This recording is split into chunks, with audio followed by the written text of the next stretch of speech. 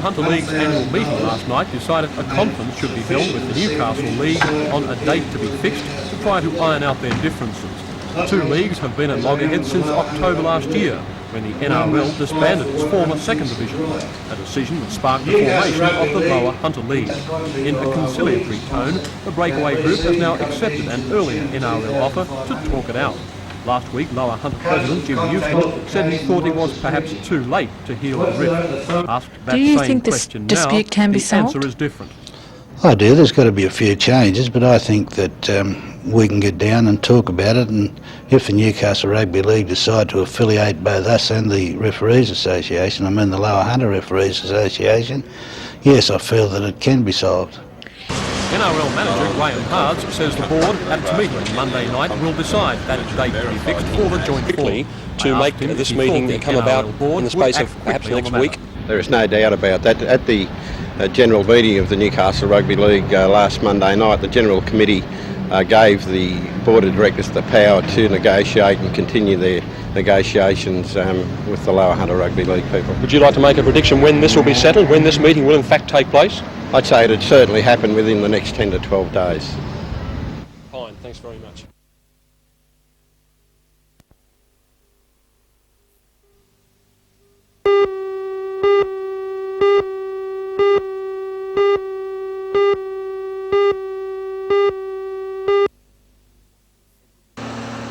It was a case of watch your step on Brunker Road today.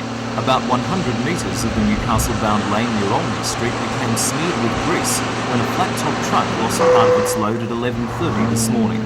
The truck had been rounding the right-hand bend when the load shifted, snapping the wire mesh and tumbling on the road. 4 parked cars were hit by falling drums and grease. Newcastle City Council crews did their best to suck up the worst of the grease, a painstaking job that took several hours. Eventually, strong utilities were used to remove the grease, and the road was reopened at 3:30 this afternoon.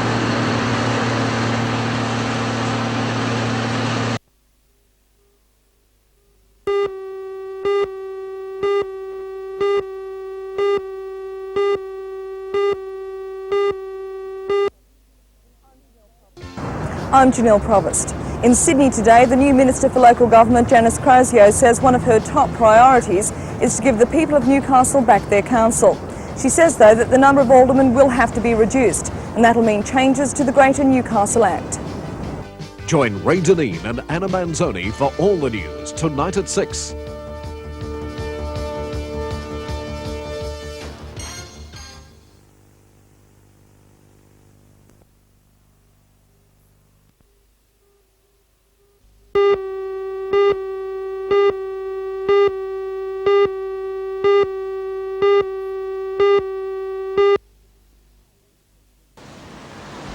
The Pacific Highway between Bulahdelah and Taree is fast becoming known as the deadliest stretch of road in New South Wales.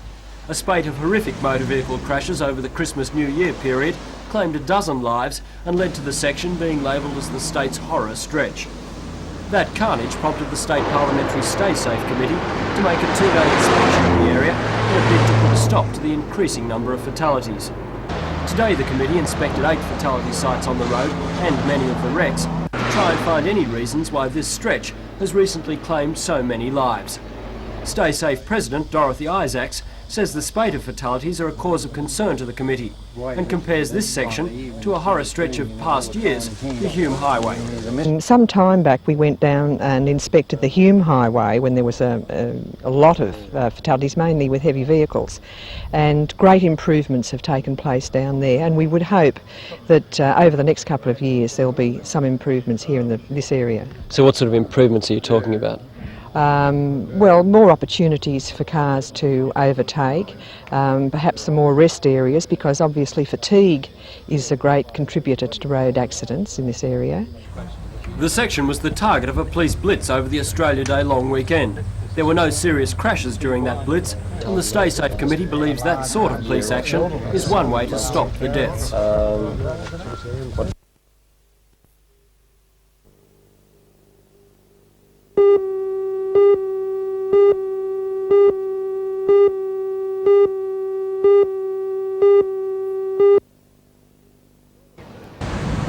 Talk about a good good day for the beach. They were out at Dixon Park in Ward. The region's top lifesavers were there, out to prove they're the best and make a claim for state honours. National Beach Flags champion Michael Jones proved his point, winning both the flags and the sprint. Stockton's John Anderson gained the Ironman title he held before he left for Queensland last year to win their title. He also took out the long board today. Of course, if you felt like a break from the action in the water, there was plenty to look at on the beach. Outstanding Merriweather junior Nicky Todhunter was a late scratching ending speculation.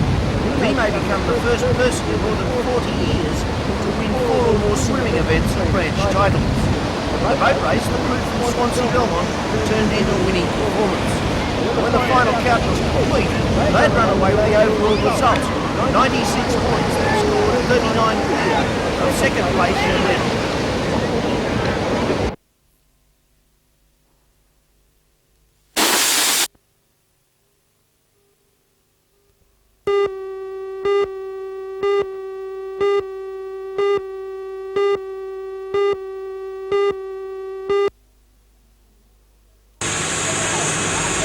Stations from Merriweather, Cooks Hill, Hamilton and Torres Hill attended the blaze which started at about 8:30 this morning.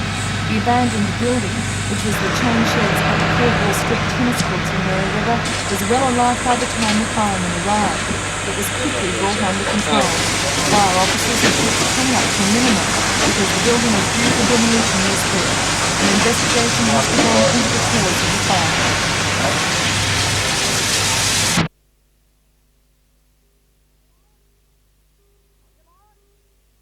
On your mark!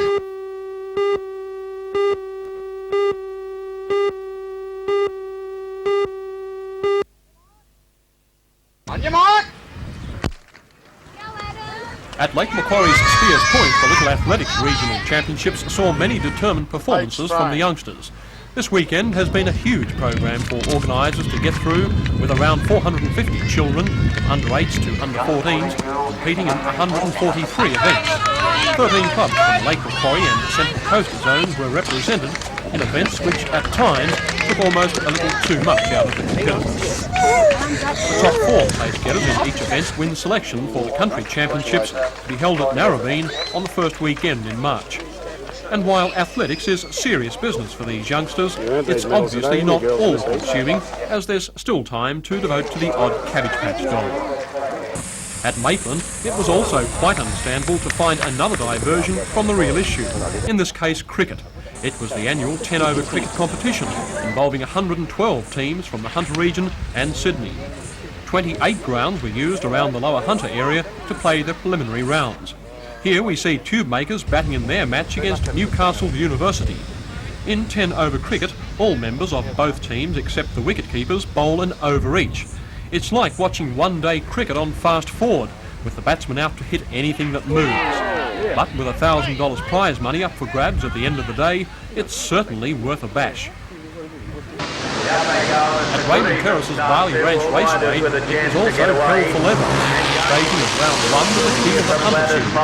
These afternoon heats show that this year's series will be right up to standard. Pace on from the outset. Local Todd Wiltshire set a cracking pace in this heat too, and the former junior national title holder is looking set for a big year. However, it was the all-conquering local hero Chris Watson that took out this afternoon's final. Wollongong's Kevin Cook next, followed by another local boy, David Gladys, and Peter Goddard from Griffin. Then behind him, Nash.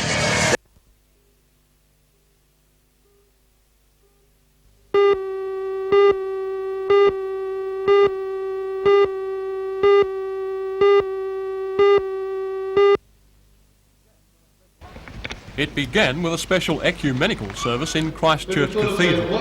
It was attended by the Honourable Mr Justice Clark, the Honourable Mr Justice Tongue, and other members of the legal profession and families.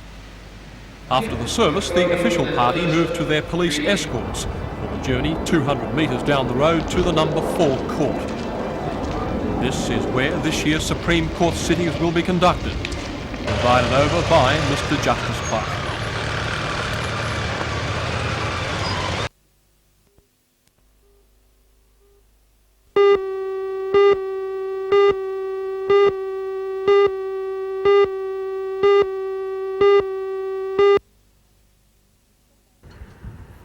The State Pollution Control Commission is concerned about 3 sources of pollution at the BHP works in Newcastle.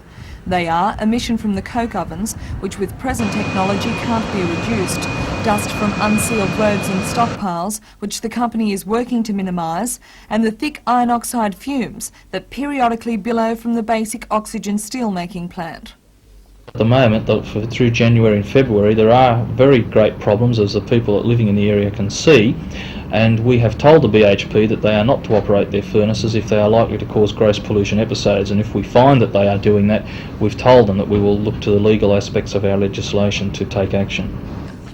BHP's engineering manager Max Murray says the company is embarrassed about the VOS pollution and is working to rectify it. The company 4 months ago announced a $22 million project to replace the pollution reduction equipment at the plant. That will be completed by December 1987. BHP hoped the present equipment would hold out until then, but a breakdown at Christmas time dashed their hopes. Since then, maintenance teams have been working to repair the precipitators. That job, which is costing BHP $500,000, should be finished by the end of March. Mr Murray says that Newcastle will notice a marked difference when the new equipment is in place next year. We should see completely clean stacks from the BOS plant at that time, and we've seen these plants overseas. They're very effective. The major difference that people will see, of course, there will be 2 flares from the BOS plant, because the new fume suppression plant operates in such a way that we generate a gas which we have to burn, and so there'll be a significant change to the skyline of Newcastle in July of next year.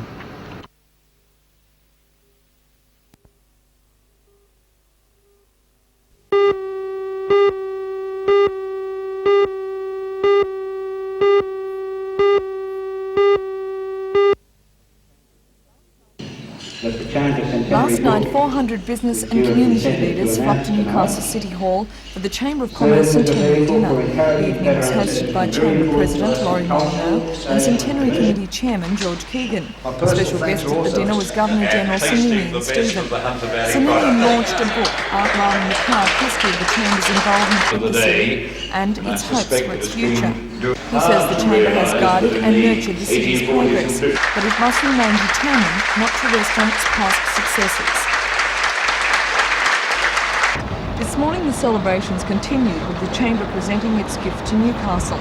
Enterprise Park on the corner of Scott and Watt Streets, opposite the railway station, represents the history of the area, the cooperation between the Chamber and the City Administration, and the Chamber's positive view of the future of Newcastle.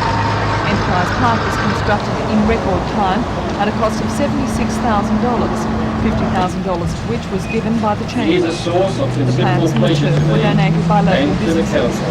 Visitors from our sister city of major bicentennial project that will change the appearance of Newcastle. Barry Lewis and President of the Chamber, Laurie Molyneux. Mr Molyneux says the Chamber wanted to give Newcastle something that would be permanent and durable. And so Park quickly. seemed ideal. But we feel that it not only marks the centenary of the Chamber, it's something the city can use. We certainly need all the parkland we can get. And a side benefit is it's the first actually completed project in the bicentennial harbour foreshore redevelopment.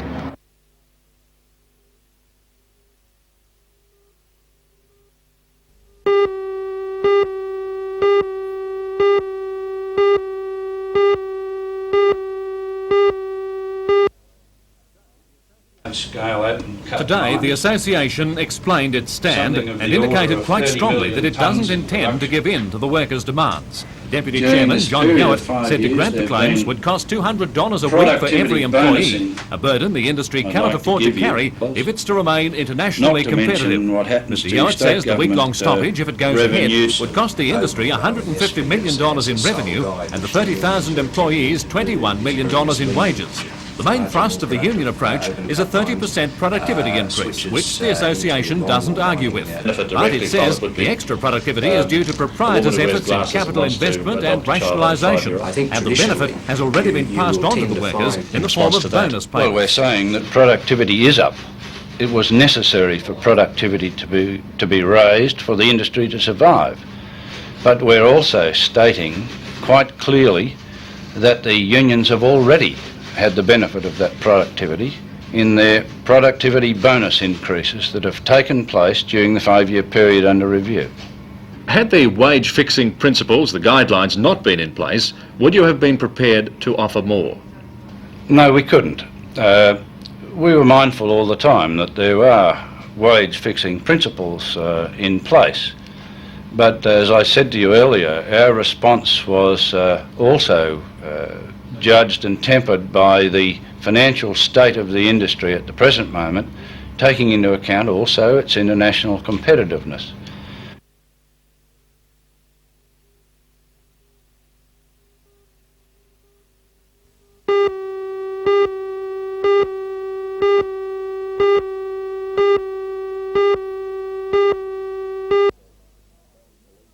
Police of non-police duties to enable them to undertake police work that they presently deal with in the course of... The whole discussions with the Lake Macquarie City Council and report back to the Minister within 2 weeks. The department has been giving the Spears Point Community Centre some $30,000 a year. The department has now frozen this year's allocation until the dispute with the Lake Macquarie City Council is resolved. The Mayor, Alderman Jeff Pasterfield, says Council will be only too happy to supply whatever information the Minister requires. The groups using the centre have called on the Minister for Local Government, Janice Crozier, to also look into the matter. Meanwhile, the City of Lake Macquarie is hosting a group from the Japanese city of Hakodate. The group is looking over the area to see if it wants to engage in a sister city program with Lake Macquarie. Last night, the city welcomed its visitors at a civic reception. Gifts were exchanged in the spirit of goodwill, and the Japanese were given a preview of the sights they could expect to see during their 2-day visit.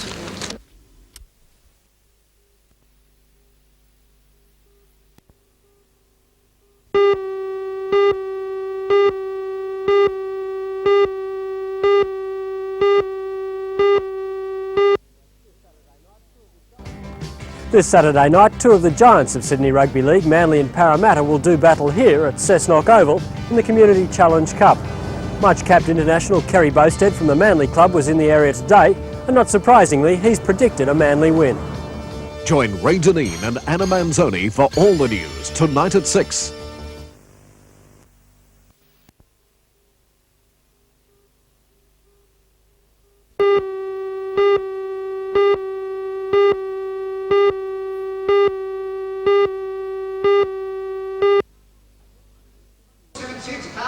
Yesterday, a seasonal record price of $41 a kilogram was paid for a bale of superfine on account of limit proprietors of Armidale. And although there were no sales even close to that mark today, buyer competition was still strong and there were smiles of plenty in the girls' gallery. Italian and Japanese competition has increased, and as well there's renewed interest from the United States. Hence, this season's very high quality but smaller volume kit has been finding a ready market. The chairman of the Newcastle Wool Trade Committee, Tom Towers. There's also been a big order in the market for China and also significant orders for Russia. So all over it's an improved picture, but nowhere near the frantic demand of last year. Some of those superfine bales of wool were averaging about over $1,000 a bale last year. It's only the exceptional clip this year that's averaging in that range.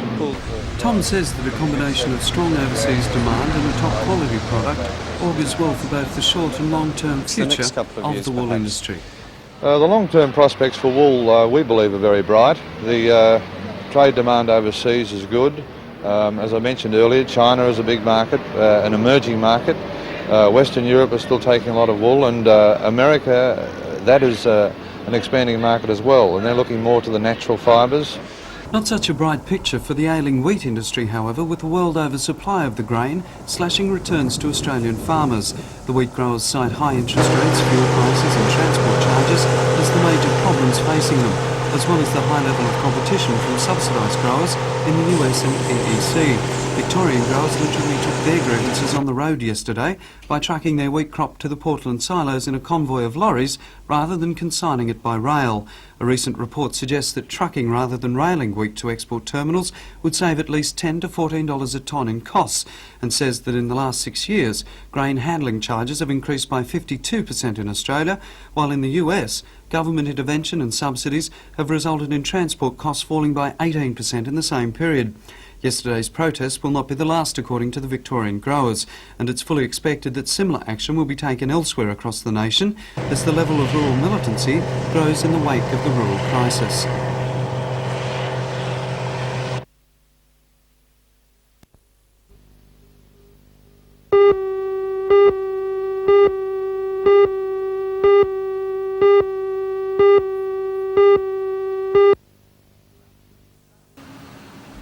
About 30,000 miners in New South Wales, Queensland and Tasmania are involved in the stoppage, which began at midnight.